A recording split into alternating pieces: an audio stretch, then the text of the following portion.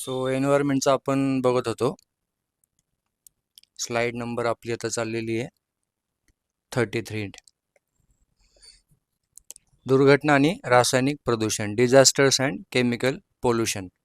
Chernobyl web series पण बघितलं असेल तुम्ही. चेर्नोबिल अणु ऊर्जा अपघात कधी झाला? 26 एप्रिल 1986. जोड्या लावामध्ये कधी कधी विचारतात. ग्रॅफाइटचा वापर कायसाठी करतात? तर अणुभट्टीमध्ये मंदक कूलर म्हणून करतात. ग्रॅफाइटचा उपयोग कायसाठी करतात? तर कूलर अणुभट्टीमध्ये, ॲटॉमिक प्लांट्समध्ये. आता हे बघा, खत नायट्रोजनयुक्त खते जीवाणूद्वारे विघटन होतं याचं, नायट्रोजनयुक्त खतांचं. उत्सर्जित होणारा वायू कोणता आहे? तर नायट्रस ऑक्साईड, N2O. N2O काय तर एक शक्तिशाली हरितगृह वायू आहे, ग्रीन हाऊस गॅस. म्हणजे तुम्ही इकडं नायट्रोजनयुक्त खतं वापरता जमिनीमध्ये आणि त्यातूनच काय होतं उत्सर्जित? तर N2O म्हणजेच नायट्रस ऑक्साईड, म्हणजेच एक ग्रीन हाऊस गॅस आहे तो. PM प्रणाम जी स्कीम आहे, ह्या योजनेअंतर्गत रासायनिक खतांचा वापर कमी करण्यावर भर देण्यात आलेला आहे. PM प्रणाम लक्षात ठेवा. प्रणाम कशा संबंधी आहे? तर रासायनिक खते, केमिकल फर्टिलायझर कमी वापरायचे आहेत. खतांमधून नायट्रस ऑक्साईड म्हणजे N2O हा हास्यवायू, ज्याला आपण लाफिंग गॅस पण म्हणतो, उत्सर्जित होतो. नायट्रोजन ऑक्साईड म्हणजे NO2 नाही. ठीक आहे, NO2 नाही, काय उत्सर्जित होतो? N2O. इथं आयोग चुकू शकतो आपल्याला. पुढची स्लाइड बघा. MPCB म्हणजे महाराष्ट्र पोल्युशन कंट्रोल बोर्ड कधी स्थापना झाली? 7 सप्टेंबर 1970 स्थापना झालेली आहे. सुरुवातीला जल प्रदूषण मंडळाच्या रूपात होतं ते, नंतर त्याचं MPCB असं नाव झालं. माझी वसुंधरा अभियान MPCB द्वारे चालवले जाते. उद्देश काय आहे MPCBचा? तर पर्यावरणाचे संरक्षण आणि संवर्धन. करंट अपडेट काय तर संबंधी MPCB संबंधी? तर MPCB has launched the star rating programme for industries based on emission levels. काय चालू केलं त्यांनी? स्टार रेटिंग प्रोग्राम चालू केलेला आहे. कशासाठी? तर for industries based on emission levels. माझी वसुंधरा 4.0 2023-24 नुकतेच सुरू झाली स्कीम MPCB द्वारे. MPCBची स्थापना जल कायदा म्हणजे वॉटर ऍक्ट जो आहे 1974चा, तो येण्यापूर्वीच झाले 1970ला. नंतर या कायद्यानुसार त्याचे पुनर्गठन करण्यात आले. तारीख काय तर 7 सप्टेंबर 1970. तापीय व्युत्क्रमण म्हणजे इंग्लिशमध्ये त्याला म्हणतात टेम्परेचर इन्व्हर्जन. म्हणजे काय होतं? तर उंचीनुसार तापमान वाढत राहते. ओके, नॉर्मली काय होतं? तर तापमान कमी होतं, पण नंतर एका पॉईंट नंतर ते वाढायला लागतं. त्याला म्हणतो आपण टेम्परेचर इन्व्हर्जन. कधी घडतं हे? तर हिवाळ्यात घडतं आणि कधी शांत रात्री घडतं. परिणाम काय होतो टेम्परेचर इन्व्हर्जनचा? तर प्रदूषक जमिनीजवळ अडकून राहतात, म्हणजे पोल्युटंट्स आर ट्रॅप्ड. फळबागा ऑर्कार्ड्स दऱ्यांपेक्षा पर्वतांच्या उतारावर आढळतात. कारण काय? तर उतारावर उष्ण हवा असते, जे फळांचे संरक्षण करते. म्हणजे आपल्याला 2 स्टेटमेंट विचारले होते त्यांनी, हे आणि हे. सो दिले आपण इथं. इन्व्हर्जन म्हणजे काय? तर उलट. आपण म्हणतो ना इन्व्हर्ट म्हणजे उलट, उलट होणे. येथे तापमानाचा सामान्य नियम उलटा होतो, ज्यामुळे प्रदूषण ट्रॅप होते. हा कन्सेप्ट समजून घ्या की बाबा सिम्पली याच्यामध्ये काय व्हायला पाहिजे? तर तापमान कमी व्हायला पाहिजे. आपण थंड हवेच्या ठिकाणी का जातो ना? थंड वातावरण असं म्हणून आपण ते थंड हवेच्या ठिकाणी जनरली हाईटलाच असतं, हिल स्टेशन ज्याला आपण म्हणतो. तुम्ही जर वर गेले तर तापमान कमी होतं, पण टेम्परेचर इन्व्हर्जनमध्ये काय होतं? तर उंचीनुसार तापमान वाढत जातं आणि त्याच्यामुळे काय होतं? तर पोल्युटंट जे आहेत ते जमिनीच्या जवळ म्हणजे कमी हाईटला अडकून राहतात, त्याच्यामुळे प्रदूषण वाढतं. क्योटो प्रोटोकॉल हा एक काय आंतरराष्ट्रीय करार आहे. त्याचा उद्देश काय आहे? तर हरितगृह वायू म्हणजे ग्रीन हाऊस गॅस एमिशन कमी करणं, ग्लोबल वॉर्मिंग नियंत्रित करण्याचं ध्येय आहे. त्याच्यामध्ये सांगितलं क्योटो प्रोटोकॉलमध्ये की आपल्याला ग्लोबल वॉर्मिंग कमी करायची आहे. भारत आहे का कमिटेड? तर नाही, भारत हा वचनबद्ध नाहीये. Not committed to binding targets. कारण काय आहे? तर बंधनकारक लक्ष्य म्हणजे बाइंडिंग टार्गेट्स फक्त विकसित देशांवर होते. आपण काय विकसित देश नाहीये. Current update. Paris agreement 2015 has now replace the Kyoto protocols approach. India's update NDC म्हणजे काय? National determined contribution. 2030 पर्यंत 45% उत्सर्जन तीव्रता कमी करण्याचे लक्ष्य, की 45% आपल्याला कार्बन एमिशन कमी करायचे 2030 पर्यंत. हे आपण आपलं ठरवलं नॅशनली डिटरमाइंड कॉन्ट्रीब्युशन. भारत वचनबद्ध नाही हे विधान बरोबर आहे, कारण भारत ॲनेक्स 1 देशामध्ये नव्हता. ॲनेक्स 1 देश म्हणजे जे विकसित देश आहेत ते जे इथं सांगितलेत, हे विकसित देशावर ते बंधन होते. बघा इथं दिलेत पण आपला इंडिया वगळता. भारताने प्रोटोकॉलला मान्यता दिली होती, पण त्याच्यावर उत्सर्जन कपातीचे बंधन आहे का, तर नाही. वन्यजीव संरक्षण कायदा म्हणजे वाईल्ड लाईफ प्रोटेक्शन ऍक्ट कधीचा आहे, 1972चा. जलप्रदूषण कायदा म्हणजे वॉटर ऍक्ट कधीचा आहे, 1974चा. वन संवर्धन कायदा कधीचा आहे, फॉरेस्ट कन्झर्वेशन ऍक्ट 1980चा. हवा प्रदूषण कायदा म्हणजे एअर ऍक्ट कधीचा आहे, 1981चा. पर्यावरण संरक्षण कायदा म्हणजे एन्व्हायरमेंटल प्रोटेक्शन ऍक्ट कधीचा आहे, 1986चा. सो हे आपल्याला पेअर्ससाठी विचारतात जोडायला हवामध्ये. 1971चा आपलं रामसर कन्व्हेन्शन आहे. 1979चा बॉन करार आहे. 1985चा व्हिएन्ना करार, 1989चा बॅझेल करार आहे. रामसर कशा संबंधी आहे तर पाणथळ जागा म्हणजेच वेटलँड. बॉन कशा संबंधी आहे तर स्थलांतरित प्रजाती म्हणजेच मायग्रेटरी स्पेसिस. व्हिएन्ना कशा संबंधी आहे तर ओझोन थर संरक्षण, ओझोन लेयर. बॅझेल म्हणजेच बेसल कन्व्हेन्शन कशा संबंधी आहे, बेसल तर घातक कचरा वाहतूक म्हणजे हेझार्डियस वेस्ट. भारतात रामसर स्थळांची संख्या 80 झाली आहे फेब्रुवारी 2025 पर्यंत, आता वाढली असेल परत. बायोडायव्हर्सिटी हॉटस्पॉट संकल्पना कोणी मांडली, नॉर्मन मॉयर्स 1988 मध्ये मांडली होती. हिमालय, आपल्या भारतामध्ये 4 बायोडायव्हर्सिटी हॉटस्पॉट आहेत. हिमालय, पश्चिम घाट म्हणजे वेस्टर्न घाट्स, इंडो बर्मा प्रदेश म्हणजे इंडो बर्मा रिजन, आणि सुंदालँड म्हणजे निकोबार बेटांचा समावेश पण आहे त्या सुंदालँडमध्ये.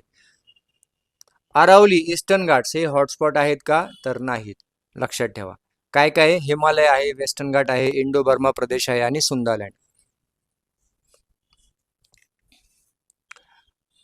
IUCN red list and special status. IUCN red list, least concern. Least concern म्हणजे काय बाबा, जास्त टेन्शन घ्यायची गरज नाही. वल्नरेबल मग जरा थोडं ते टेन्शन घ्यायला पाहिजे त्या लोकांचं, किंवा ते कमी होतील किंवा त्यांना धोका आहे. संकटग्रस्त, अजून धोका म्हणजे अजूनच क्रिटिकल, संकटग्रस्त, एंडेंजर्ड इंग्लिशमध्ये. क्रिटिकली एंडेंजर्ड म्हणजे खूपच, म्हणजे आता खूपच म्हणजे हातावर हाताच्या बोटावर मोजण्या इतकेच राहिले, किंवा 100च्या आतच राहिले असे क्रिटिकली एंडेंजर्ड. म्हणजे किती असू शकतं, 100, 200, 300 त्यांच्या प्रमाणानुसार ते खूपच कमी राहिले बाबा. आता कारण त्याच्यावर जर तुम्ही काम नाही केलं, म्हणजे त्यांना जर तुम्ही वाचवलं नाही तर ते एक्सटिंक्ट होतील, म्हणजे तुम्हाला दिसणारच नाही. एक्सटिंक्ट मध्ये मग एक्झाम्पल आहे डेझर्ट फॉक्स, सॉरी कुठे ते एक्सटिंक्ट, हे बघा चित्ते जे आहेत, हे बघा एशियाटिक चिता हा एक्सटिंक्ट झालेला, आता नाहीच आहे आपला ओरिजिनल जो आहे. गुलाबी डोक्याचे बदक म्हणजे पिंक हेडेड डक, हे पण एक्सटिंक्ट झालं, नाहीच आहे आता. सो पिंक हेडेड डक हा एक्सटिंक्ट झालेला आहे. ओके. आणि आता इंडियन रायनो हा वल्नरेबल आहे. एशियाटिक एलिफंट हा एंडेंजर्ड आहे. बघा वल्नरेबलच्या पुढची स्टेज आहे एंडेंजर्ड. आणि डेझर्ट फॉक्स हा लिस्ट कन्सर्न आहे, म्हणजे भरपूर आहे, काय त्याचं काय काळजी करायची गरज नाहीये. भारतातून नामशेष म्हणजे एक्सटिंक्ट इन इंडिया काय, आशियाई चित्ता म्हणजे एशियाटिक चित्ता, गुलाबी डोक्याचे बदक, pink headed duck. Current update काय तर प्रोजेक्ट चित्ता अंतर्गत नामिबिया, आणि हे विचारतात किंवा कोणत्या देशामधून आणले, तर नामिबिया आणि दक्षिण आफ्रिकेतून चित्ते भारतात आणले. आणि कुठे आहेत ते, तर कुनो नॅशनल पार्क मध्ये आहे, हे पण लक्षात ठेवा, कुनो नॅशनल पार्क. आता हा जर तुम्हाला क्रम लक्षात ठेवायचा, कधी क्रोनॉलॉजी विचारू शकतात की मग लिस्ट कन्सर्न हे नावच आहे, लिस्ट कन्सर्न म्हणजे काय जास्त काळजी करायची गरज नाही. मग नियरली थ्रिटन्ड आहे एक, एनटी म्हणजे नियरली थ्रिटन्ड. मग वल्नरेबल, ओके. मग एंडेंजर्ड, मग क्रिटिकली एंडेंजर्ड, ओके. मग एक्सटिंक्ट. आता हा प्रोजेक्ट लायन जो होता तो 1972चा होता. प्रोजेक्ट टायगर हा 1973चा. Crocodile breeding project 1975. Rhino conservation project 1987 आणि प्रोजेक्ट एलिफंट 1992. बघा प्रोजेक्ट लायन हा टायगरच्या आधी आहे, आणि ह्या दोघांच्या नंतर मग क्रोकोडाईल आहे. क्रोकोडाईलच्या नंतर रायनो आहे, रायनो नंतर लेटेस्ट सगळ्यात हत्ती आहे. प्रोजेक्ट टायगर आणि प्रोजेक्ट एलिफंट यांचे विलिनीकरण project tiger and elephant division तयार केले आहे, हे पण लक्षात ठेवा. प्रोजेक्ट टायगरचे 50वे वर्ष 2023 मध्ये साजरे करण्यात आले, कारण 1972ला तो 1973ला सुरू झाला, मग 2023ला ते 50 झाले. नामदफा सेंचुरी पण आपल्याला पेअर्स मध्ये विचारले बराच वेळा, अरुणाचल प्रदेशमध्ये आहे. भगवान महावीर सेंचुरी गोव्यामध्ये आहे. सिमलीपाल ओडिशामध्ये आहे. दुधवा यूपी मध्ये आहे. राधानगरी महाराष्ट्र, मानस आसाम, पेरियार केरळ. ओके. पारा प्रदूषण, पाराचं जर प्रदूषण झालं म्हणजे पारा जर तुमच्या बॉडीमध्ये गेला कोणत्या मार्गाने, तर कोणता आजार होईल तुम्हाला? मीनामाटा. आता नॉईज पोल्युशन बघा, न्यूजमध्ये चालू आहे, पुण्यामध्ये डीजे मुक्त गणेशोत्सव करायचा वगैरे, तर एका कोणतरी विद्यानंद बापटने त्याला विरोध केला आणि तो त्याचे मुद्दे मांडतोय लॉजिकली. पण गणपती मंडळ म्हणतात की आम्ही म्हणजे ते पण म्हणतात की आम्हाला डीजे किंवा ते काय प्लाझ्मा वगैरे नकोय, पण आम्ही नॉर्मल लाऊडस्पीकर वापरू. मग असं ते चाललंय सध्या, ते दरवर्षीच चालू असतं, डीजे वापरायचा नाही वापरायचा, किती परवानगी घ्यायची. तर हे नॉईज पोल्युशन लेवल्स 40 डीबी मध्ये मोजतात. झोपेत व्यत्यय म्हणजे स्लीप इंटरफरन्स, 40 डीबीचा साऊंड जर असेल तर तुम्हाला झोपेला डिस्टर्ब होईल. 70 डीबी पर्यंत जर गेला तर ऐकण्याची क्षमता होते, permanent loss of hearing. 90 dB पर्यंत गेला तर कार्यक्षमता कमी, लॉस ऑफ वर्किंग इफिशियन्सी. भारतातील खराब आरोग्याचे मुख्य कारण काय आहे तर प्रदूषण, म्हणजे म्हणतात की बाबा एअर पोल्युशन पण असू शकतं. ह्या दोघांमध्ये आहे एअर का जल, पण आयोगाने जल दिलेला आहे. इटाई कॅडमियमनी होतो. ओके. ब्ल्यू बेबी सिंड्रोम जो आहे तो नायट्रेट्समुळे होतो. इटाई कॅडमियम आणि ब्लू बेबी सिंड्रोम नायट्रेट्स. आता इथे ट्रिक पण दिली आपण. मीना मार्टिन ह्युंडाई गाडी में आई. मीना मार्टिन म्हणजे मीना माटा. ओके. एम म्हणजे आपलं मर्क्युरी. कॅडबरी इतनी इतनी म्हणजे कॅडबरी कॅडमियम, इतनी म्हणजेच इटाई. ते काय त्याच्यापेक्षा तुमचा पाठच असेल ते, एवढं काय अवघड नाही लक्षात ठेवायला. आयोगाने विचारले पण बऱ्याच वेळा. वेस्ट मॅनेजमेंट अँड मुवमेंट्स, कचरा व्यवस्थापन आणि चळवळी. बघा आता वेस्ट मॅनेजमेंट, इन्सिनरेशन म्हणजे एकदम आग लावून टाकायची, फुल इन्सिनरेशन म्हणजे ऑक्सिजनच्या उपस्थितीत जाळणे. आणि पायरोलिसिस म्हणजे ऑक्सिजनच्या अनुपस्थित उष्ण अपघटन. ओके. म्हणजे जाळायचंच आहे, फक्त तुम्हाला लक्षात काय ठेवायचं इकडं, जर इन्सिनरेशन असेल तर ऑक्सिजन असणार आहे, जाळणारच आहे, फक्त ऑक्सिजनच्या प्रेझेन्समध्ये करतील, आणि पायरोलिसिसमध्ये ऑक्सिजनच्या ॲब्सेन्समध्ये करतील. प्लास्टिक वेस्ट रूल 1999चे आहेत. पिशव्यांची जाडी ग्रेटर दॅन 20 मायक्रॉन्स असायला पाहिजे. एपिको चळवळ, एपिको कुठे झाली? कर्नाटकमध्ये झाली. ठीक आहे. चिपको चळवळ जी झाली उत्तराखंडमध्ये, तिकडे सुंदरलाल बहुगुणा होते, तर त्यांच्याहून प्रेरणा घेऊन यांनी कर्नाटकमध्ये पण चालू केली अपिको. उद्देश काय होता अपिको चळवळीचा? तर पश्चिम घाटातील वृक्षांचे संरक्षण. ग्रीन डॉट प्रोग्राम कशासाठी? तर औद्योगिक कचऱ्याच्या पुनर्वापरासाठी. कुठला येतो? जर्मनीचा. सर्वाधिक प्रजाती संख्या कशाची आहे? तर कीटक. म्हणजे बाबा काय सगळ्यात जास्त? मॅमल जास्त आहेत, कीटक जास्त आहेत, झाडं जास्त आहेत, काय जास्त आहे? तर कीटक प्रजातीच्या बाबतीत मध्ये जर म्हणाल तुम्ही याच्यामध्ये ॲनिमलच्या किंगडममध्ये, तर कीटकांची इन्सेक्ट सगळ्यात जास्त आहे संख्येनुसार. फ्रान्सिसो मेंडिस हा कोण आहे? याला कोण म्हणतात? म्हणजे यांना अमेझॉन गांधी म्हणून पण ओळखलं जातं. ॲमेझॉन आपण याच्यात पण इंग्लिश वोकॅबच्या लेक्चरमध्ये पण पाहिलं होतं. ॲमेझॉनचा अर्थ काय होतो? तर वॉरियर वुमन. लक्षात ठेवा, इंग्लिश वोकॅबला आपल्याला विचारलंय पण ग्रुप सी का ग्रुप बीच्या मेन्समध्ये 2017-18ला. Warrior woman. NCEPC ची स्थापना 1972 मध्ये झाली. NCEPC म्हणजे काय? National committee for environmental planning and coordination. NCEPC, environmental planning आणि कोऑर्डिनेशन. अधिवास नाश, हॅबिटॅट डिस्ट्रक्शन, जैवविविधता कमी होण्याचे प्रमुख कारण. म्हणजे बाबा तुमची बायोडायव्हर्सिटी का कमी होते?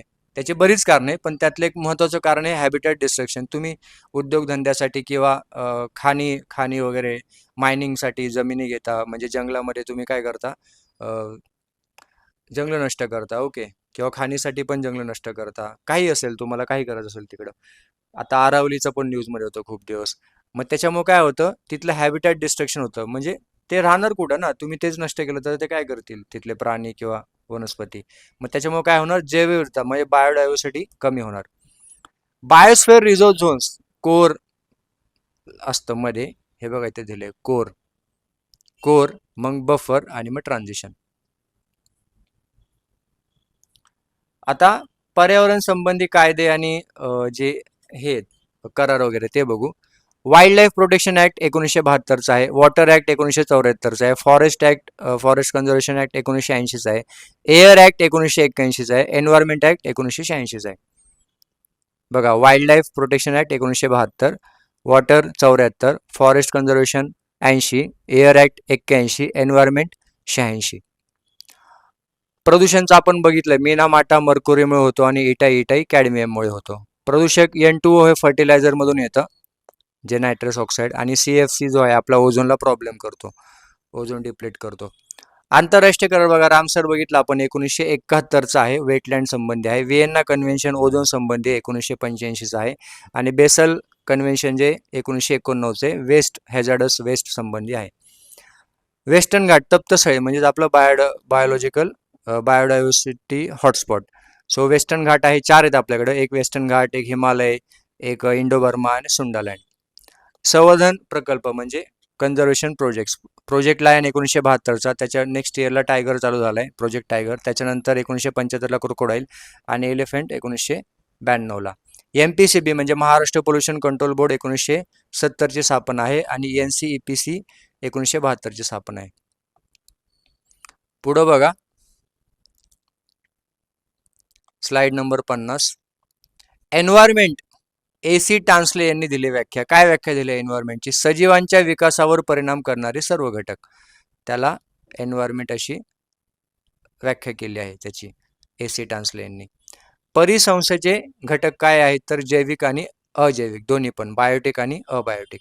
ऊर्जा प्रवाह कसा असतो बघा, आता हे झाड म्हणजे हे आपलं जेवण तयार करणार सूर्यप्रकाश प्रकाश संश्लेषणावरून, त्याला मग ससा खाणार, ससाला हा प्राणी खाणार कोणता पण असेल, मांसाहारी, ओमनिवोरस. आता इकोसिस्टीम जे आहे ते AG टान्सले यांनी 1935 मध्ये केला हा प्रयोग इकोसिस्टीमचा, जो शब्द मांडला. सौर ऊर्जा, सोलार एनर्जी, परिसंस्थेतील ऊर्जेचा मुख्य स्रोत. आता दोन्ही नावं टान्सले आहेत, लक्षात ठेवा. AC ने एन्व्हायरमेंटची डेफिनेशन दिली, तर AG ने इकोसिस्टीम हा शब्द दिला. थर्मोस्फेअर, मिझोस्फेअर, स्ट्रॅटोस्फेअर, ट्रोपोस्फेअर हे सगळं आपण बघितलं आधीच. वातावरणाचा सर्वात खालचा थर आहे ट्रोपोस्फेअर. सर्व हवामान घटना म्हणजे ढग, धुके, पाऊस, वादळे येथेच होतात. कशामध्ये? ट्रोपोस्फेअरमध्ये. स्ट्रॅटोस्फेअरमध्ये आपला ओझोन वायूचा थर आढळतो. तपांबर, सीतांबर, मध्यांबर, थर्मोस्फेअर हा आपला क्रम विचारतो आयोग. वातावरणातील वायूंचे प्रमाण, नायट्रोजन N2 सर्वाधिक प्रमाण आहे 78%, ऑक्सिजन आहे त्याच्यानंतर 20.54%, मग ऑर्गॉन आहे 0.93%, कार्बन डायऑक्साईड आहे 0.03%, नायट्रोजन, ऑक्सिजन, आर्गॉन, ओझोन असा त्याचा क्रम आहे वातावरणातील वायूंचे प्रमाण. अन्नसाखळी, अन्न जाळे, भक्षक. अन्नसाखळी, फूड चेन, ऊर्जेच्या हस्तांतरणाचा एक रेषीय मार्ग, एक रेषीय. गवत, नाकतोडा, साप, गरुड एक्झाम्पल दिले इथं. अनेक अन्न साखळ्यांचे जटिल मिश्रण म्हणजे फूड वेब असते ती, म्हणजे कोणी कसं पण कोणाला पण खाऊ शकतं त्याच्यामध्ये, फूड वेब मध्ये. आता भक्षकांचे प्रकार, प्रोड्युसर, प्रायमरी आणि सेकंडरी. फूड वेबचा आपण अजून एक प्रश्न बघितला होता की ते पिरॅमिड स्ट्रक्चर मध्ये नसतं फूड वेब कधीच, मनोरा ज्याला म्हणतात असावाला, तसं फूड वेब कधीच नसतं, ते वेब असते, साखळी असते, कोण कसं कसं खाते. तो प्राथमिक भक्षक, प्रायमरी कंझ्युमर शाकाहारी, उदाहरणार्थ हरिण. मग सेकंडरी द्वितीयक भक्षक म्हणजेच मांसाहारी, साप आणि ओमनिवोरस त्याच्या पुढचा, म्हणजे त्यात आपण पण येतो, कुत्रा पण येतं, मांजर बरेच येतात त्याच्यामध्ये, किंवा जे शाकाहारी पण आहेत आणि मांसाहारी पण आहेत. जागतिक समस्या बघा आता परत, हरितगृह वायूंनी परिणाम. ग्रीन हाऊस गॅस इफेक्ट जागतिक तापमानवाढीचे मुख्य कारण आहे. त्याच्यामध्ये काय काय येतं? मिथेन येतं, N2O म्हणजे नायट्रस ऑक्साईड येतो, आणि CFC जो आपला ओझोनला सगळ्यात जास्त त्रास जो देतो तो क्लोरोफ्लोरोकार्बन. मुख्य परिणाम काय ह्या सगळ्या ग्लोबल वॉर्मिंगचा? कशासाठी ना, आता नेपाळमध्ये तेच चालू आहे, तुम्ही बघताय न्यूजमध्ये. समुद्राच्या पातळीत वाढ, राईज इन सी लेवल, आणि ग्लेशियल जे आहेत ते वितळतात. क्योटो प्रोटोकॉल त्याच्या संबंधी आहे, ग्रीन हाऊस गॅस इफेक्टच्या संबंधी क्योटो प्रोटोकॉल. ओझोन थर, सीतांबर स्ट्रेटोस्फेअर मध्ये आढळतो. कार्य काय याचं ओझोनचं? तर सूर्यापासून येणारी हानिकारक अतिनील किरणे म्हणजे अल्ट्रा व्हायोलेट रेस शोषून घेणे. क्षयासाठी जबाबदार, आता हे ओझोनचा जो क्षय होतो ते कोणामुळे होतो?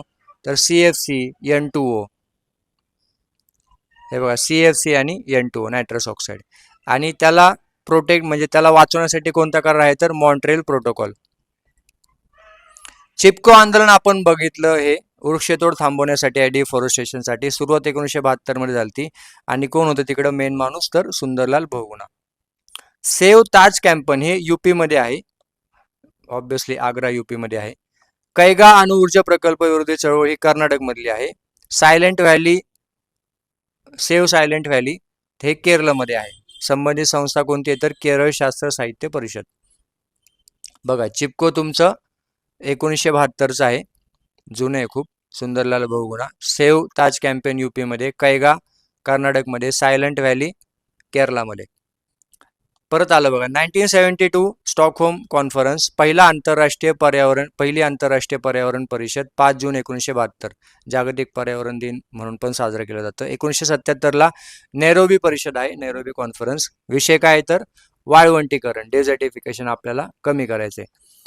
रिओ परिषद, रिओ समिट 1992ची आहे. कशा संबंधी आहे, पर्यावरण आणि विकास, एन्व्हायरमेंट अँड डेव्हलपमेंट. 1997ला क्योटो प्रोटोकॉल, हरितगृह वायू उत्सर्जन कमी करणे म्हणजे ग्रीन हाऊस गॅस एमिशन कमी करायचे. Kyoto protocol 1997 greenhouse gas emission. Montreal protocol 1987चा आहे, ओझोन लेअरचं प्रोटेक्शन करण्यासाठी. कार्टाजेना प्रोटोकॉल हा बायोसेफ्टीसाठी आहे. आपण आपल्या कार्ट्याला म्हणतो, आपलं कार्ट जर असेल घरामध्ये कोण छोटं कार्ट, तर त्याची सेफ्टी आपल्यासाठी महत्त्वाची असते. तर असं तुम्ही लक्षात ठेवू शकता, कार्ट आणि सेफ्टी, जैव सुरक्षा. नागोया प्रोटोकॉल कशासाठी आहे तर संसाधनांची उपलब्धता आणि लाभ वाटप म्हणजेच access and benefit sharing. Nagoya, access आणि बेनिफिट शेअरिंग. कार्टाजेना प्रोटोकॉल हा जेनेटिक मॉडिफाईड ऑर्गॅनिझम्सच्या सुरक्षित हाताळणीबद्दल आहे. तर नागोया प्रोटोकॉल हा जैविक संसाधनांच्या वापरामुळे मिळणाऱ्या फायद्याच्या न्याय वाटपाबद्दल आहे. बघा नागोयाला न्याय असं लक्षात ठेवा, ठीक आहे, मराठीमध्ये नागोया न्याय, न आणि कार्टा सेफ्टी. 72 आपला wild life protection act, 74 water act, 80 वनसंवर्धन म्हणजे फॉरेस्ट कन्झर्वेशन ऍक्ट, 81ला आपला एअर ऍक्ट आहे, 86ला एन्व्हायरमेंट प्रोटेक्शन ऍक्ट आहे. नॅशनल फॉरेस्ट पॉलिसी 1988ची आहे. Scheme of labelling environment friendly products 1991. Biomedical waste management rules 1998. Municipal solid waste management rules 2000. आणि जैविक विविधता कायदा, biological diversity act, biodiversity act 2002. 2002 biodiversity, त्याच्या आधी 2000ला सॉलिड वेस्ट मॅनेजमेंट आहे, त्याच्या आधी 1998ला बायोमेडिकल वेस्ट मॅनेजमेंट आहे, 1991ला labelling, scheme of labelling environment friendly products, आणि 1988ला नॅशनल फॉरेस्ट पॉलिसी. मँग्रू बघा, मँग्रू भारताचा वाटा जगाच्या 3%, आता 2016चा डेटा आहे, आता मे बी तो चेंज झाला आहे, ऑब्विसली चेंज झाला असेल. सर्वाधिक क्षेत्र कुठे आहे तर आपलं वेस्ट बेंगॉलला. भारतीय हत्ती सुंदरबन जे आहे आपलं वेस्ट बेंगॉलचं. भारतीय हत्ती राज्य प्राणी केरळ आणि कर्नाटक ला पण तोच आहे त्यांचा राज्य प्राणी, म्हणजे केरळ आणि कर्नाटक दोन्हीकडे पण तो राज्य प्राणी आहे. व्याघ्र गणना, सर्वाधिक वाघ उतरता क्रम, आता कर्नाटकमध्ये सगळ्यात जास्त, मग उत्तराखंड, MP. 2015चा डेटा आहे, आता परत चेंज झाला असणार आहे, तुम्ही बघून घ्या की बाबा कोण आहे टॉप 3 राज्य, फक्त बघून घ्या, ते दरवर्षी बदलतात, दरवर्षी त्याचा सेन्सस येतोच. 2022च्या व्याघ्र गणनेनुसार मध्य प्रदेश, आय थिंक आता पण MPच आहे 1 नंबरला. आंतरराष्ट्रीय पर्यावरण पर्यटन वर्ष 2002. भारतातील पहिली इथेनॉल रन म्हणजे इथेनॉल चालणारी बस नागपूरमध्ये, आपल्या गडकरी साहेबांची कृपा. महाराष्ट्रातील पहिला ई वेस्ट युनिट, कुठे आहे तर अंधेरी, इको रिसायकलिंग. युनेस्को वारसा स्थळ ग्रेट हिमालयन नॅशनल पार्क, सर्वाधिक युनेस्को स्थळे इटलीमध्ये, ते इटली आणि चायनामध्ये वर खाली होतं, कधी कधी सेम असतात. सो आता 2016 पर्यंत आहे, आता परत चेंज झाला असणार आहे. पर्यावरणीय भूगोल आता बघूया आपण, म्हणजे तेच आहे पर्यावरणीय भूगोल, आपण जे वाचलं सगळं त्याचाच क्रक्स आहे इथं. हा जो थर आपला ट्रोपोस्फेअर, स्ट्रॅटोस्फेअर, त्याचा क्रम, वायूचा क्रम, हा ह्या चळवळी, करार वर्ष, कायदे वर्ष, समस्या, संकल्पना. स्लाइड नंबर आपली आता 67 चाललेली आहे. इकॉलॉजी टर्म जी आहे ती कोणी काढली, कोणी मांडली? Ernest Haeckel. Ecology Ernest Haeckel. Ecology शब्दाचे मूळ कसे तर ओइकोस म्हणजे होम आणि लोगोस म्हणजे स्टडी. इकोसिस्टीम जैविक आणि पर्यावरण घटकामधील इंटरॅक्शन, त्याला आपण इकोसिस्टीम म्हणतो. जैविक आणि पर्यावरणीय घटकातील काय तर इंटरॅक्शन. सेल्फ रेग्युलेटिंग मेकॅनिझम म्हणजे त्याला म्हणतात होमिओस्टॅटिक मेकॅनिझम. सेल्फ रेग्युलेटिंग म्हणजेच काय? होमिओस्टॅटिक किंवा होमिओस्टॅटिक म्हणजेच सेल्फ रेग्युलेटिंग मेकॅनिझम. अन्न साखळी आणि ऊर्जा प्रवाह, food chain and energy flow. Sun प्रकाश जो आहे आपला सोलार, तिथून मग तुमचं हे फोटोसिंथेसिसनी बनलं जे काय बनलं, आणि त्याला मग खाल्लं यांनी प्रायमरी कन्झ्युमरनी, त्याला खाल्लं सेकंडरी कन्झ्युमरनी म्हणजे वाघ वगैरे, आणि मग शेवटी विघटन डिकम्पोजर. अन्न साखळीची मर्यादा ऊर्जेच्या ऱ्हासामुळे म्हणजे एनर्जी लॉस मर्यादित आहे. ओके, अन्न साखळीची मर्यादा मर्यादित आहे, ऊर्जेच्या ऱ्हासामुळे मर्यादित आहे. ट्रॉफिक लेवल्स साधारणपणे 3 ते 5 असतात. म्हणजे हे जे ट्रॉफिक लेवल्स आहेत 1 2 3 4 ते 3 ते 5 असतात. स्वतः अन्न निर्मिती न करणारे कोण आहेत तर डिकम्पोजर्स. हे डायरेक्ट जे काय असेल जमिनीमध्ये, समजा एखादा प्राणी मेला आणि तो जमिनीवरच पडलेला असेल किंवा पुरला असेल तर त्याला हे डिकम्पोजर विघटन करतात त्याचं. 80% वाघ काढल्यास वनस्पतींची वाढ होईल. हे जे आपण बघितलं, वाघ हा कीस्टोन स्पेसिस मध्ये पण येतो. वाघ काढल्यास वनस्पती कशी वाढेल हा प्रश्न गुंतागुंतीचा वाटू शकतो. आयोगाच्या उत्तरानुसार वाघ कमी झाल्याने तृणभक्षी प्राण्यांची संख्या वाढेल आणि ते विशिष्ट प्रकारच्या वनस्पती खातील, ज्यामुळे इतर वनस्पती वाढायला जागा मिळेल. आता बायोडायव्हर्सिटी हॉटस्पॉट, जगातील 25 हॉटस्पॉट पैकी भारतात 2 हॉटस्पॉट आहेत, पूर्व हिमालय आणि पश्चिम घाट. पहिला हॉटस्पॉट आता हे आपण बघितलं की 4 आहेत ॲक्च्युली, ठीक आहे, पण आता हे अजून ते आधीचं आहे म्हणजे जुनं, कारण 2012चा प्रश्न आहे. पश्चिम घाट आणि पूर्व हिमालय, ईस्टर्न हिमालय. भारतात आता एकूण 4 आहेत, हिमालय, पश्चिम घाट, इंडो बर्मा आणि सुंदरलँड. 2012च्या प्रश्नानुसार उत्तर 2 होते, पण आता भारतात 4 हॉटस्पॉट आहेत. आयोग तुम्हाला अपडेटेड माहितीवर प्रश्न विचारू शकतो की त्याच्यामुळे हे सोडून द्या, 2 नाही आता 4 आहेत. ओके, पश्चिम घाट, हिमालय, पश्चिम घाट, इंडो बर्मा, सुंदरलँड. आता इथं आयोग कधी कधी आत्ता माहिती लास्ट इयरलाच तिथं काय केलं त्यांनी पूर्व घाट केलं होतं. लक्षात ठेवा, आपल्याला पूर्व हिमालय पाहिजे. पूर्व घाट येतो का तर नाही येत, अजिबात येत नाही. आपला पश्चिम घाट येतो आणि पूर्व हिमालय येतो. सारनाथशी संबंधित प्राणी कोणता आहे तर सिंह, लायन. वाघांची लोकसंख्या ही काय सोडून द्या, तुम्हाला लेटेस्टच बघावं लागेल. 2022 मध्ये बघा एवढी होती, 3167. गेंड्याच्या शिंगाचा औषधी उपयोग काय आहे तर कामोत्तेजक म्हणजे ॲफ्रोडियासिस म्हणून केला जातो. गेंड्याच्या शिंगाचा औषधी उपयोग चीनमध्ये खूप मागवले जातात ते गेंड्याचे शिंग, म्हणून तर मारतात लोक, त्याची शिकार करतात. Indian wild life protection act 1972चा आहे. हा कायदा कन्फर्म झाला 2012 मध्ये विचारलेल्या प्रश्नानुसार. ओके, म्हणजे ते 1972 लक्षात ठेवा, बस एवढंच. याचा उद्देश काय तर वन्यजीव आणि वनस्पती संरक्षण. नाव त्याचं नाही Indian wild life. Wild life मध्ये काय फक्त हे येत नाही, प्राणी येत नाही, त्याच्यामध्ये वनस्पती पण येतात. मग या लोकांचं प्रोटेक्शन करणं ह्या कायद्याचा उद्देश आहे. 1972 हे वर्ष महत्वाचे, कारण ते आपण स्टॉकहोम कन्व्हेन्शन पण झालं आणि 5 जून जे आहे आपण पर्यावरण दिन म्हणून पण साजरा करतो. 1894 पहिले वन धोरण, फर्स्ट फॉरेस्ट पॉलिसी ब्रिटिशांच्या काळात. 1952 नॅशनल फॉरेस्ट पॉलिसी, म्हणजे त्या पॉलिसीने सांगितलं की आपल्याला 1/3 म्हणजे 33% जे क्षेत्र आहे भारतातलं ते वनाखाली असायला पाहिजे. 1981 एअर प्रिव्हेन्शन ऍक्ट. 1985 पर्यावरण आणि वन मंत्रालयाची स्थापना. मग 86ला लगेच एन्व्हायरमेंटल प्रोटेक्शन ऍक्ट आला राजीव गांधींच्या काळात. 1987ला एअर ऍक्ट मध्ये दुरुस्ती करण्यात आली.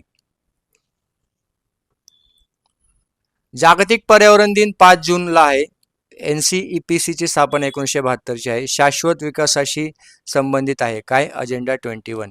UNCD 1992चा अजेंडा 21 कशाशी संबंधित आहे, सस्टेनेबल डेव्हलपमेंट. क्योटो प्रोटोकॉल 1997चा आहे. तो कशासाठी आहे तर ग्रीन हाऊस गॅस एमिशन कमी करण्यासाठी क्योटो प्रोटोकॉल आहे. ते बघा कसं दिलंय, क्योटो म्हणजे CO2 ला कट टू करायचंय आपल्याला, एमिशन कमी करायचंय. ओझोन थर संरक्षण UV रेस प्रतिबंधित करतो, आपण पाहिले आधीच. ओझोन थराचे स्थान स्ट्रॅटोस्फिअर मध्ये आहे आणि जर तो ट्रोपोस्फिअर मधला जो ओझोन आहे तो बॅड ओझोन म्हणतात त्याला, आणि स्ट्रॅटोस्फिअर मध्ये जो असतो तो चांगला गुड ओझोन असतो. ग्रीन हाऊस गॅस एमिशनची वाढ झाली कधीपासून? 1750 पासून CO2 सर्वाधिक वाढला, कारण इंडस्ट्रियल रिव्होल्युशन आलं, औद्योगिक क्रांती झाली, त्याच्यामुळे CO2चं एमिशन पण वाढलं. CO2 वाढीचा परिणाम हवामान पट्टे म्हणजे क्लायमेटिक बेल्ट्स ध्रुवाकडे सरकतील. ओझोन थर संरक्षणाशी संबंधित करार जो आहे तो मॉन्ट्रियल प्रोटोकॉल आहे, आणि हवामान बदल म्हणजे ग्रीन हाऊस गॅस एमिशनशी संबंधित जो आहे तो क्योटो प्रोटोकॉल आहे. Fly ash, biomedical waste, e waste आणि हेवी मेटल्स. तर फ्लाय ॲश जी आहे ती कुठून येते? औष्णिक विद्युत प्रकल्पातून, थर्मल पॉवर प्लॅन्ट मधून हे जे बाहेर निघते ती फ्लाय ॲश. आणि पहिलं जे स्टेट, आजचा पण आयोगाने विचारला होता प्रश्न, UPSC ला विचारला होता आय थिंक, पहिलं स्टेट ज्यांनी फ्लाय ॲश पॉलिसी आणली, फ्लाय ॲश पॉलिसी, ते कोणतं आहे तर आपलंच आहे महाराष्ट्र. Fly ash. सर्वात जास्त संसर्गजन्य कचरा बायोमेडिकल वेस्ट आहे. औषध निर्माण उद्योगातील जड धातू कोणता आहे तर लेड म्हणजे शिसे. ई वेस्ट निर्मिती नुसार म्हणजे जुन्या डेटानुसार भारतात बंगळुरूमध्ये सगळ्यात जास्त ई वेस्ट होतं, कारण ऑब्विसली बँगलोर हे आपलं काय तर सिलिकॉन व्हॅली ऑफ इंडिया म्हणतात त्याला, किंवा IT सिटी म्हणतात, त्याच्यामुळे तिकडंच ई वेस्ट सगळ्यात जास्त निघतं. महाराष्ट्रातील पहिले ई वेस्ट केंद्र कुठं आहे तर गोरेगाव, मुंबई. 2023च्या रिपोर्टनुसार महाराष्ट्र हे देशातील सर्वात मोठे ई वेस्ट उत्पादक राज्य आहे, हे पण आता लक्षात ठेवा. आता हे आपलं 10 dB, आपण जे कुजबूज करतो ते 10 dB ला असते, आवाजाचं चाललंय आपलं. सुसह्य आवाज 60 dB पर्यंत, 60 dB ऐकण्याचा सुसह्य आवाज, मे बी आता मी जे बोलतो ते 60 dB असू शकतं. कुजबुजण्याचा आवाज हा सुमारे 10 डेसिबल पर्यंत असतो. बांबूवर पारंपरिक हक्क मेंढालेखा गडचिरोली, म्हणजे कोणतं गाव बाबा असं विचारलं होतं, त्याचं उत्तर होतं मेंढालेखा, बांबूवर हक्क. सर्वाधिक प्रदूषित शहर 2009-10च्या डेटानुसार चंद्रपूर होतं, कारण तिकडं भरपूर खाणी वगैरे आहेत. प्रदूषित शहरांचा क्रम सोडून द्यात आहे, 2012ला विचारलंय, त्यावेळी वेगळा डेटा, आता वेगळा आहे. आमच्या गावात आम्ही सरकार आहे, हिवरे बाजार, Ahmednagar. Indian forest research institute कुठे आहे तर देहरादूनला आहे. झुओलॉजिकल सर्वे ऑफ इंडिया मुख्यालय कुठे आहे? कोलकात्याला आहे. बॉटॅनिकल सर्वे ऑफ इंडियाचं मुख्यालय पण कोलकात्याला आहे. जिओलॉजिकल सर्वे ऑफ इंडियाचं मुख्यालय पण कोलकात्याला आहे. ओके, झिओलॉजिकल, बॉटॅनिकल, जिओलॉजिकल सगळे तिन्ही पण कोलकात्याला आहे, आणि इंडियन फॉरेस्ट रिसर्च इन्स्टिट्यूट देहरादूनला आहे. अर्थ अवर ही संकल्पना कार्बन प्रदूषणाबाबत जागरूकता. अर्थ अवर. डर्मल नायट्रेट चाचणी, डर्मल नायट्रेट टेस्ट कशासाठी आहे तर गन पावडरचे अवशेष शोधण्यासाठी, डर्मल नायट्रेट टेस्ट. युट्रोफिकेशन कुठं होतं तर स्थिर पाण्यामध्ये, ते जलपर्णी वगैरे ते काय वाहत्या पाण्यात होत नाही, डबकं वगैरे असेल तर तिकडेच तुम्हाला युट्रोफिकेशन दिसेल. फॉल्स कलर इमेजेस, लाल रंग हिरवीगार वनस्पती दर्शवतो, म्हणजे आता हे आपला आला रिमोट सेन्सिंगचा पार्ट आहे ॲक्च्युली. फॉल्स कलर इमेजेस, हे जे हा जो लाल रंग आहे हा काय दर्शवतो तर हिरवीगार वनस्पती दर्शवतो. ओके, जर तुम्ही सॅटेलाइट डेटा घेतला वरून तर त्याच्यामध्ये तुम्हाला रेड कलर हा हिरवीगार वनस्पती दर्शवण्यासाठी असतो. आता हे सगळं आपण आधीच पाहिले, त्याच्यामुळे काय परत वाचत नाही, सोडून द्या. स्लाइड नंबर आपली चाललेली आहे आता 83, तेच आहे परत 72, 74, 80, 81 air act. Forest rights act हा एक बघा 2006चा आहे, हा एक नवीन आहे. अन्न साखळी, फूड चेन, ऊर्जेचा एक मार्गी प्रवास असतो, गवत, नागतोडा, साप, घार पाहिलं होतं आपण हे पण. डेट्रिटस फूड चेन बघा आता, मृत घटकावर आधारित, म्हणजे लीफ, झाडांचा पाला समजा खाली पडला, अलगाय असेल तर त्याला क्रॅब्स खातात. ओके, आणि क्रॅब्सला, खेकड्यांना कोण खातं? कार्निओरस फिश, कोणते पण नाही, कार्निओरस फिश खातात. ठीक आहे, मग तर लीफला कोण खाणार? अलगाय खाणार, अलगायला क्रॅब्स खाणार, आणि क्रॅब्सला कार्निओरस फिश. हे काय तर डेट्रिटियस फूड चेन. फूड वेब बघा अशी असते नाही का, कुठं पण कोणी पण कसं पण खाते. सो गवत, ससा, वाघ, गवत, हरिण, सिंह कसंही त्याला त्याच्यामुळे वेब म्हणतात. त्याच्यामुळे ते वेब पिरामिडमध्ये पण येत नाही किंवा अशी सरळ मार्गी पण नसते वेब. लक्षात ठेवा अन्नजाळे. इकोलॉजिकल पिरॅमिड परिसंस्थेतील ऊर्जा आणि जैव वस्तुमान स्तर, बायोमास स्तर हा असा. खाली भरपूर आहेत उत्पादक, मग प्राथमिक भक्षक कमी, मग द्वितीय भक्षक अजून कमी आणि तृतीय भक्षक अजून कमी, संख्येनुसार पण आणि बायोमासनुसार पण. पिरॅमिडच्या तळाशी बेसला काय असतं तर नेहमी उत्पादक प्रोड्युसर असतात. झाडे, ट्रीज, गवत, वनस्पती, वॉट एव्हर जे काय असतील ते. बायोडायव्हर्सिटी सजीवांमधील विविधता वेगवेगळे. बायोडायव्हर्सिटी हॉटस्पॉट अत्यंत संवेदनशील असतात आणि तिकडं स्पेसिस रिच म्हणजे प्रजाती समृद्ध ते प्रदेश असतात. तुम्हाला भरपूर तिकडे भेटतील काय ना काय प्राणी, वनस्पती वेगवेगळे भरपूर. भरपूर म्हणजे खूप व्हरायटी, त्यालाच आपण म्हणतो विविधता म्हणजेच डायव्हर्सिटी. बायोची डायव्हर्सिटी, मग बायोमध्ये प्राणी पण येणार आणि वनस्पती पण येणार, सगळेच येणार त्याच्यामध्ये, कीटक वगैरे सगळंच. हिमालय हा भारताच्या ग्लोबल बायोडायव्हर्सिटी हॉटस्पॉट पैकी एक आहे. करंट अपडेट तर हे आपले 4 हॉटस्पॉट. पेज नंबर 87 बघा. CO2 आणि सौर किरण म्हणजे सोलार रेडिएशन यांच्यात जवळचा संबंध आहे. SO2, CO2, सूट, NO2 हवेत जमा झाल्यामुळे प्रकाश संश्लेषण म्हणजे फोटोसिंथेसिस क्रिया मंदावते. लक्षात ठेवा, फोटोसिंथेसिस कशामुळे मंदावतं तर SO2, CO2, सूट आणि NO2 हे जर हवेत जमा झालं तर फोटोसिंथेसिसला प्रॉब्लेम आहे म्हणजे मंदावतं. हे बघा असं. धुळीचे कण म्हणजे सूट, डस्ट आणि विषारी हवा वनस्पतींच्या बाष्पोत्सर्जनावर म्हणजे वेपर एमिशनवर परिणाम करतात. फ्लोटिंग पार्टिकल्समुळे फुफ्फुसांचे आजार होतात. सर हे आपण कशाबद्दल बघतोय सगळं वायू प्रदूषण. हे बघा प्रकाश संश्लेषण मंदावतं यांच्यामुळं, बाष्पोत्सर्जन पण प्रभावित होतं वेपर एमिशन आणि फुफ्फुसांचे आजार होतात माणसांना. भोपाळ वायू दुर्घटना, आता एक मूवी आलता बघा आय थिंक रेल्वेमॅन, बघा नक्की एक नंबर मूवी. रेल्वेमॅन मूवी बघा आणि चेर्नोबिल वरची एक वेब सिरीज बघा. चेर्नोबिल 4च एपिसोड आहेत फक्त, 4 का 5 मिनी वेब सिरीज आहे चेर्नोबिल, नक्की बघा. आणि रेल्वेमॅन एक वेब सिरीज का मूवी आहे आपला हिंदीमध्ये, तो पण बघा, दोन्ही पण भारी आहेत. सो भोपाळ वायू दुर्घटना कधीची आहे बघा, डिसेंबर 2-3-1984. इतिहासातील सर्वात भीषक औद्योगिक आपत्ती. Methyl isocyanate MIC, CH3NCO. मिथाइलचा आपला आला CH3, आयसोसायनेटचा NCO. ही घटना युनियन कार्बाइड इंडिया लिमिटेड कीटकनाशक प्लांटमध्ये झाली. परीक्षेत मिथाइल आयसोसायनेट पण विचारले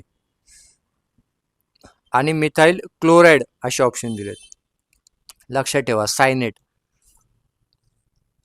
भोपाळमध्ये सायनाइड म्हणजेच आयसोसायनेट होते जे अत्यंत विषारी.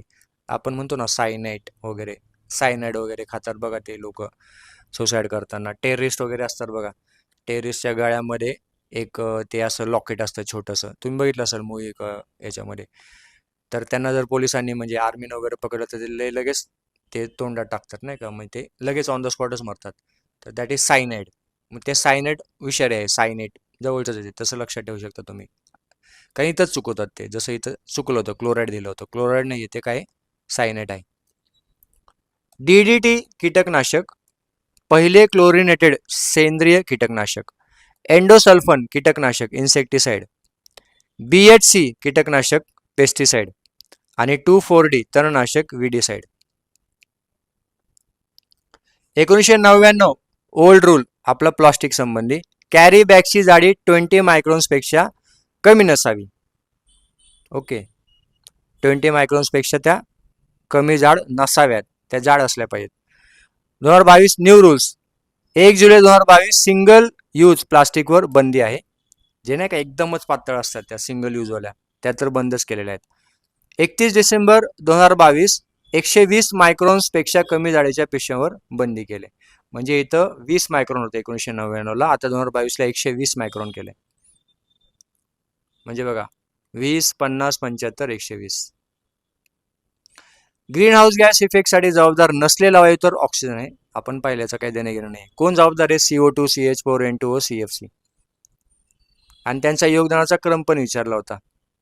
तर सगळ्यात जास्त CO2 आहे, मग 2 नंबर CH4, मग N2O, मग CFC. मीना का जलवा सांगितलंय बघा, मीना का जलवा. सो मी म्हणजे मिथेन, ना म्हणजे नायट्रस ऑक्साईड, का म्हणजे कार्बन डायऑक्साईड, जलवा म्हणजे जलबाष्प म्हणजे वॉटर वेपर. मीना का जलवा. ओझोन काय करते तर पृथ्वीच्या हानिकारक UV किरणांपासून संरक्षण करतो. ओझोनच्या विनाशास कारणीभूत आहेत तुमचे NO, NO2 आणि क्लोरोफ्लोरोकार्बन. CFC कडून येतं रेफ्रिजरेशन, एअर कंडिशन किंवा स्प्रेमधून पण येतात. CFCचे वैशिष्ट्य काय आहेत तर ते अनरिएक्टिव्ह आहे, नॉन टॉक्सिक आहे, ऑर्डरलेस आहे, वास पण येत नाही. रेडिएशन टेक्नॉलॉजीचे विविध उपयोग कुठं कुठं वापरतात? ॲग्रिकल्चरमध्ये. कशासाठी वापरतात तर उच्च उत्पन्न, कीड नियंत्रण आणि अन्न संरक्षणासाठी वापरतात. अन्न प्रक्रियेमध्ये पण रेडिएशन टेक्नॉलॉजी वापरतात. कशासाठी वापरतात? शेल्फ लाईफ वाढवण्यासाठी, निर्जंतुकीकरणासाठी वापरतात. कांद्या बटाट्याला कोंब येण्यापासून रोखण्यासाठी सुद्धा रेडिएशन टेक्नॉलॉजी वापरतात. वैद्यकीय आणि स्टरलायझेशन म्हणजे मेडिकल आणि स्टरलायझेशन मध्ये पण रेडिएशन टेक्नॉलॉजी वापरतात. कशी कशी वापरतात तर टेक्नेटियम 99 म्हणजे TC99 रेडिओ ॲक्टिव्ह आयसोटोप म्हणून वापरतात हा. आणि निर्जंतुकीकरणासाठी गॅमा रे वापरून सौंदर्य प्रसाधने निर्जंतुक करण्यात येतात. बायोटेक्नॉलॉजी गोल्डन राईस आयोगाने 2 वेळा विचारले. व्हिटॅमिन एच्या संश्लेषणासाठी जेनेटिक इंजिनिअरिंग तयार केलेले ते गोल्डन राईस. मग त्याच्यामध्ये तुम्हाला काय भेटतं? कॅरोटीन म्हणजे तुमचं व्हिटॅमिन ए जे आहे, व्हिटॅमिन एने त्याला एनरिच केलं जातं ह्या गोल्डन राईसला. बायो फर्टिलायझरमध्ये जीवाणू खते, शेवाळ खते आणि हिरवळीचे खते येतात. ग्रीन केमिस्ट्री पर्यावरणाला अनुकूल उत्पादने आणि प्रक्रिया. जैविक उत्पत्ती बायोलॉजिकल ओरिजिन असलेल्या अभिक्रियांना प्राधान्य. ऑर्गॅनिक फार्मिंग रासायनिक खते आणि कीटकनाशकांचा वापर केला जातो का तर नाही. ओके, रासायनिक खते पण वापरली जात नाही, कीटकनाशके पण वापरली जात नाहीत ऑर्गॅनिक फार्मिंगमध्ये. ग्रीन केमिस्ट्री म्हणजे काय असते? ग्रीन केमिस्ट्रीमध्ये पर्यावरणाला अनुकूल उत्पादने घेण्यात येतात. ओके, आणि तशीच प्रक्रिया केली जाते. न्यूरोट्रान्समिटर्समध्ये ॲसिटिलोकोलिन आणि गॅमा, त्याला शॉर्टकटमध्ये आपण बघू गाबा, हे ऑथेंटिसेटेड न्यूरोट्रान्समिटर्स आहेत. न्यूरोट्रान्समिटर्स. हायग्रोमीटर काय करतं? हायग्रोमीटर हे उपकरण हवेतील सापेक्ष आर्द्रता मोजतं, रिलेटिव्ह ह्युमिडिटी मोजतं hygrometer. Noble gas example argon हा रासायनिकदृष्ट्या खूप सक्रिय नसतो, chemically not very active. Green climate fund ची स्थापना 2010 मध्ये झाली. न्यूरोट्रान्समिटर्स, हायग्रोमीटर, नोबेल गॅस आणि ग्रीन क्लायमेट फंड 2010. महत्वाचे कायदे परत बघा. वाईल्ड लाईफ ऍक्ट 1972चा, वॉटर ऍक्ट 1974चा, फॉरेस्ट ऍक्ट 1980चा, एअर ऍक्ट 1981चा. घातक जे आपलं झाले वायू आणि रसायने. भोपाळ ट्रॅजेडी झाली मिथाइल आयसोसायनेटने. Ozone depletion CFC, NO, NO2 यांच्यामुळे ओझोन डिप्लेशन होतं. ग्रीन हाऊस गॅसमध्ये CO2 आहे, CH4 आहे, N2 आणि CFC आहेत. गोल्डन राईस आपला व्हिटॅमिन ए, कॅरोटीन असं त्याच्यामध्ये. टेक्नेशियम 99 मेडिकल डायग्नोसिस मध्ये वापरतात. हायग्रोमीटर हा रिलेटिव्ह ह्युमिडिटी मोजण्यासाठी वापरतात. प्लास्टिक रूल्स, नवीन जे रूल्स आहेत त्यानुसार आपल्याला 120 मायक्रोन पेक्षा जाडच प्लास्टिक यूज करायचं. याच्यापेक्षा जर जाड नसेल 120 मायक्रोन पेक्षा तर त्याच्यावर बंदी आहे, ते बॅन आहे. ठीक आहे, झालंय आपलं एन्व्हायरमेंट. थांबू आपण.